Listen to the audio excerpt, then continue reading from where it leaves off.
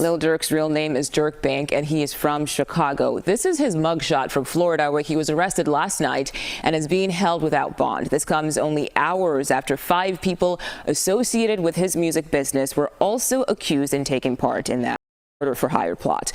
What up, world? It's the neighborhood hero, J Local Peso, man. And, with all this talk of Durk being the evil mob boss, I figured we might as well look into the 5 associates that the government said he allegedly hired to carry out a hit on Savannah rapper Quando Rondo. Now, the plot targeted rapper Quando Rondo's cousin, who was killed in 2022. Investigators believe it was retaliation for the earlier murder of Chicago rapper King Von. Now, DeAndre Dontrell Wilson, a.k.a. Diddy, or better known as OTF D-Ski. Now, he's from a block known as Tay-Town in Chicago, not too far from Laron, where Durk from. Now, Diddy's like a day one for Durk. You feel me? They go way back. They been cool. Like before Durk got relit. And Diddy, he was always like, he was one of them young savages. And he actually got locked up for a body in 2014 that he allegedly committed in 2012. Now, he would get bonded out by Durk in 2019 for $100K. And not too long after that, he had a infamous viral moment where a girl actually set him up. He got out of jail and a girl set him up to, I guess they were supposed to hang out or whatever, and she actually lined him up, and dudes had him at gunpoint. And check this out, they actually made him eat the girl out while she was on her period, and they made the girl cut his dreads. You feel me? Now, they let him live, but they embarrassed him for the world to see. According to the federal government, he was the one, along with other unnamed co-conspirators, who recruited the shooters for the hit, allegedly promising them money and lucrative music opportunities for OTF in return. Now, D-Ski, he had a promising music career himself. I actually listened to some of his music, and he was alright. He actually wasn't that bad. He was cool. You feel me? You could tell he just keep working on his craft. He had something there. You feel me? And he actually ended up beating that case, that murder charge, in 2023. Now, what's crazy is they're alleging that, he was a part of this murder for hire that happened in August of 2022. And he didn't actually beat his case until January, I believe, of 2023. So what the government is actually alleging is that D-Ski took part in this murder for hire while he was already fighting a body. You feel me? Which, hey, man, I guess, you feel me, they could take the man out of Chirac, but they can't take the savage out of the man. D-Ski is the one that the government alleges paid the shooters for the hit after the hit was done. Now, Kavon London Grant, aka Vonnie. Now, he was something like a manager for OTF. He wasn't a shooter. He was more of like a hustler type. You feel me? He was probably smart, so he stayed more on the music side. But just being around a savage crew like OTF, even as a manager, you gotta be a little bit with the shit. Now, he was the one who actually flew to LA from Miami by way of private jet when he heard that Rondo was in LA to allegedly organize the hit. Now, when he got to LA, he purchased 4 black ski masks from a sporting goods store and used an OTF credit card to rent a hotel room for the shooters at Universal City Hotel. Now, over the course of the indictment, you feel me, they would allege that there were 2 different credit cards used, One of them was used by a co-conspirator number 3, who they don't name, and the second one was used by Vonnie, according to the government. Now, according to the feds, they say Vonnie provided the shooters with firearms, including one with a switch, and provided 2 cars for the hit. A white BMW sedan with a rental company in LA, and a white Infiniti with fake license plates. According to the feds, him and Diddy were in the cars when the hit went down. I'm guessing they were in the BMW because the white Infiniti was the one with the fake license plates, and that car was crowded because it was carrying the shooters. Now, according to the streets, this is Keith Jones and David Brian Lindsay, also known as Flocka and Brown Eyes, who were not actually BDs, but were a part of a set of a gang called the Four Corner Hustlers from up north Chicago, called Lil Mob. These 2 and the third shooter, known only in the federal documents as co-conspirator 2 were allegedly recruited by Diddy and the other co-conspirators to carry out the hit. Keith Jones, aka Flocka, was allegedly the one with the switch. Now, last but not least, we have Asa Houston, aka Boogie. Now, Boogie was a good friend of Lil Durk's brother D-Thing. He wasn't a shooter either.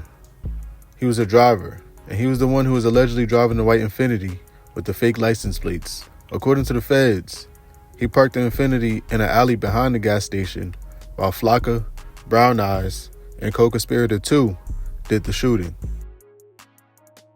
Now, I know I keep saying allegedly, you feel me, but it's important to understand that these guys are actually innocent until proven guilty.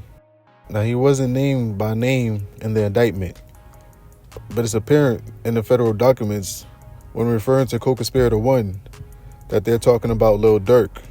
Now, when co-conspirator 1 heard that Quando was in LA, they're saying that he got in tune with Vonnie and co-conspirator 3 to get the Savages on speed dial and on the first thing smoking from Chirac to San Diego, Vonnie being the only one coming from Miami on PJ. Now, when they got the drop by co-conspirator number 4, that Quando was at a hotel in downtown LA, they all traveled down there to sit on Quando, to wait for the right moment, to make their move. And when they see him get in a black Escalade, they followed him to a dispensary, ironically located on Flower Street in LA, then to a clothing store on Melrose Ave in West Hollywood, then to the gas station on Beverly Boulevard where the hit took place. Now, after the hit, they all linked up at a hamburger spot in LA where they discussed the payment arrangements for the shooters. That same day, on August 18th, 2022, co-conspirator 3 used the first OTF credit card to fly them all back to Chicago from San Diego. Now, of course, when they got back, they was probably the man in their hood. They got that get back. I'm sure they seen the video of Quando crying. When he seen his mans. They probably that probably had them cracking up, and they probably was loving off that. That probably made their day. And they got love from all the little hood shorties from around the way. And they got the respect from all the Savages in their hood. I mean, I heard when Baby Lane, Orlando Anderson, I heard when he whacked Pac. I heard that he was like a legend in his hood. So I know it sounds crazy to all of y'all that's not used to how this, how the street life go. But yes, man, you catch a big target, you will be known as a legend in your hood. Just like how in the Army, if you was to be the one to, put the bullet in Osama bin Laden, how you would be a war hero in America, in USA. Now, allegedly, they say OTF Jam. This OTF Jam guy started telling. Now, he's denying the rumors, and, there hasn't been any official paperwork with him that came out yet. Now, they saying that the OTF Jam dude turned on Durk because he asked Durk for a lawyer or something in another case, and, Durk didn't get back to him or whatever. But what I want to ask y'all is, it seems like Durk is co-conspirator 1. But co-conspirators 2 through 5 is up for grabs. It's anybody's guess. And I want to ask y'all, do y'all think this OTF Jam dude could be OTF, could be co-conspirator 2? I mean, they say he a known killer and shooter from Chirac, and he's telling. But he got out of jail himself in 2022, the same year that the shooting was done. Now, he probably got out before it was done, but it was really confusing because they say he was wearing a wire for years. So if he was the shooter, was he wearing the wire while he shot, or did he just go back and tell after he did the shooting, or was he not there and he just heard about the shooting and he just started telling about it? Like, y'all guess is as good as mine, man. What do y'all think? And if y'all from Chicago, man, get me in tune, Now, Wilson, which is Diddy, Vonnie, and Brown Eyes, they all waived their right to a hearing in Chicago, and they were all transferred to LA. Now, Boogie and Flocko, the driver, and the shooter who had the switch, they had their hearing this past Monday that just passed. So man, y'all let me know what y'all think, man. Y'all think Jam is co-conspirator 2? I mean, I heard it was some other dude from Town that had passed away. But I'm not sure. And do y'all think Durk could beat this case? Also, do y'all think there was any way that Durk should have handled this. I mean, of course, unaliving someone is never good, but when it's war, it's war. And do y'all think there's any way that he could have did this and got it off? Or do you think there was a better way he could have done this and gotten away with it? Man, let me know what y'all think, man, in the comments, man. It's the Prince of Diamonds, J Local Peso. I'm out, man. The way I see it, when it comes to Co-Conspirator 2, it's either he telling or he dead.